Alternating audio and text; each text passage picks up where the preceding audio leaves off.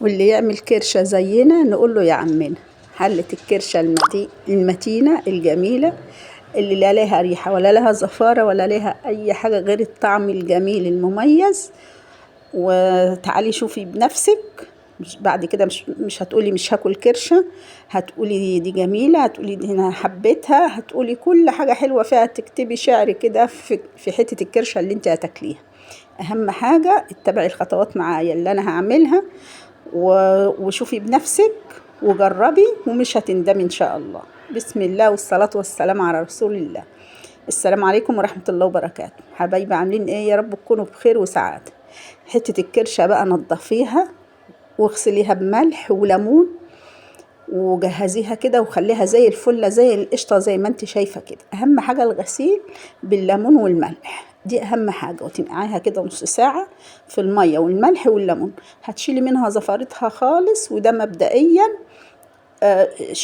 الزفارة مش هتلاقيها فيها مبدئيا كده من قبل ما تسلقيها. بعد كده حطيها في مية مغلية بالشكل ده، دي مية مغلية، وهنزل بالكرشة سليمة كده مش هقطعها.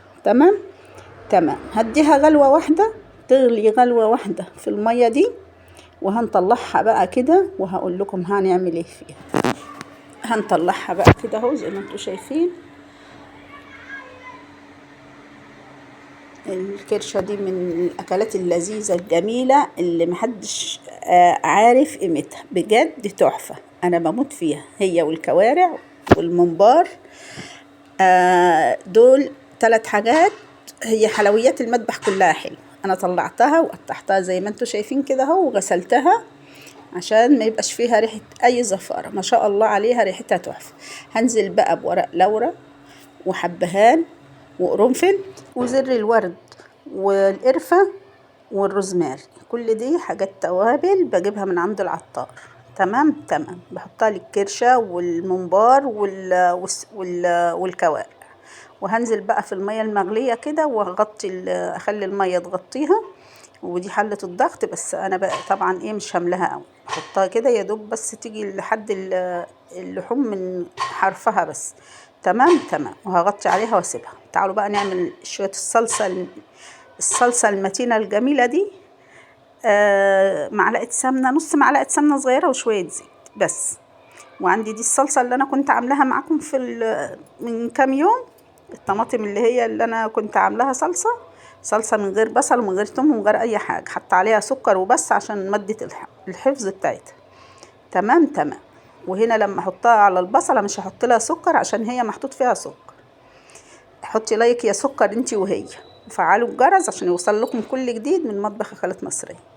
بعد ما حمرت البصلة بقى هنا نزلت بالطماطم بتاعتي المفرومة زي ما انت شايفة كده، وطبعا هزودها بقى مية بتغلي علشان اخد الكمية اللي انا عاوزاها. تمام. وطبعا الكمية بتاعتك. هنا زودت المية وهغطي عليها بقى واسيبها لما تتسبك. وهنا اتسبكت اهي، احط فلفل اسود واحط كمون والملح بتاعي بس، مفيش حاجة زيادة عن كده. وانا قطعت الكرشة بقى قطع صغيرة بعد ما استوت اهي زي ما انتوا شايفين، قطعتها قطع صغيرة كده وهنزل بها في الكرشة. ودي الكرشة بعد ما استوت معايا ريحتها تحفة يا جماعة، ريحتها والله ريحتها جميلة جدا وطعمها روعة. اوعي تقولي ان الكرشة ريحتها مش حلوة، بالطريقة بتاعتي دي هتلاقي ريحتها مسك. اللهم صل وسلم وبارك على سيدنا محمد. لو اول مرة تشوفيني اشتركي في قناتي وشرفيني. ودي كانت وصفتنا النهاردة، بألف هنا وشفا للي أكل، وبألف هنا وشفا للي هتشوف الوصفة وتقوم تعملها. أستودعكم الله وأشوفكم في فيديو جديد، ومع ألف سلام.